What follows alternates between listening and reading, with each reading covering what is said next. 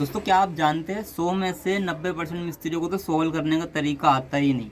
चाहे वो कितने भी टाइम से काम कर रहे हैं, लेकिन अभी तक उनको सोल्व करने का सही तरीका नहीं आया। 100 में से 90% लोगों को सोल्व का सही तरीका नहीं आता। बाकी 10% मिस्त्री ऐसे हैं जो अच्छे मिस्त्री है, उनकी हर ईंट सोल्व में आती है। लेकिन आप अगर किसी भी मिस्त्री को ले लेंगे ना और उसकी ईंट पर सोल्व डाल कर देखेंगे तो हर ईंट पर सोल्व नहीं आएगा। तो क्या होगा अगर मैं आपको ऐसा तरीका बता दूं कि आपकी हर ईंट सोल में आए और आपको यकीन ना हो ना, ये वीडियो देखने के बाद में एक बार मेरे बताए हुए तरीके से कर देखिएगा। तो काफ़ी टाइम से आप काम को कर रहे हैं, काफ़ी टाइम से आप सोल्व भी अपने तरीके से कर रहे हैं, लेकिन एक बार मेरे तरीके से सोल्व करके देखिएगा, हर ईंट आपकी सोल्व में आएगी, ये मेरी गारंटी है दोस्तों। तो क्या वो सही तरीका वो जान लेते हैं। तो दोस्तों यहाँ पर मैं आपको समझाने की कोशिश करता हूँ। मान लीजिए आपको दीवार बना रहे हैं, ठीक है, सही तरीका जान लो। मान लो आपने ये ईंट रखी, पहली ईंट, ठीक है, सोल्व में करने के लिए। अब जो है हमारे भाई इस तरह सोल्व को करते हैं, ठीक है।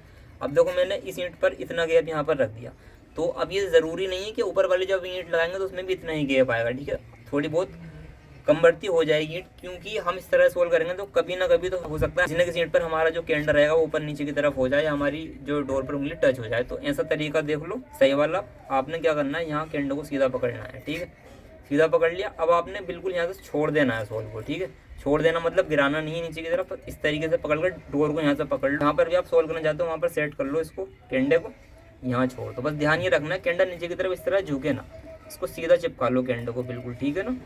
ये हमारा सीधा हुआ है कैंडा, ठीक है। अभी देखो सोल हमारा मिल रहा है। अब आप चाह कर भी गलती नहीं कर पाओगे यहाँ पर, ना आपकी जो उंगली रहेगी वो डोर पर टच होगी, ना आपका कैंडा ऊपर नीचे होगा, ठीक है। अब आपने क्या करना है, अब आपने ईंट को आगे आगे की तरफ करके इसको सोल में लाना। अगर ज़्यादा खुल रहा हो ईंट पीछे की तरफ कर दो, ज़्यादा मिल रहा हो तो ईंट बाहर की तरफ कर दो। आप सोल में कहीं भी चूक नहीं सकते, ठीक है। जो भी आपका, आप मान लो आपने ये ईंट लगा दी, सोल में आ गई प्रॉपर। अब चलिए इसके ऊपर दूसरी ईंट लगाते हैं। यहाँ पर एक ईंट को इस तरह से रखते हैं। अब आप इस तरह से करेंगे ना तो कोई चांस ही नहीं रहेगा कि आप गलती करें। आपका कैंडा सीधा हो गया, सोल से आपकी उंगली टच भी नहीं होगी। अब जितना गैप आपने नीचे वाली ईंट में रखा था ना, उतना ही गैप यहाँ करेंगे, यानी कि बस ईंट को आगे पीछे करना है आपने।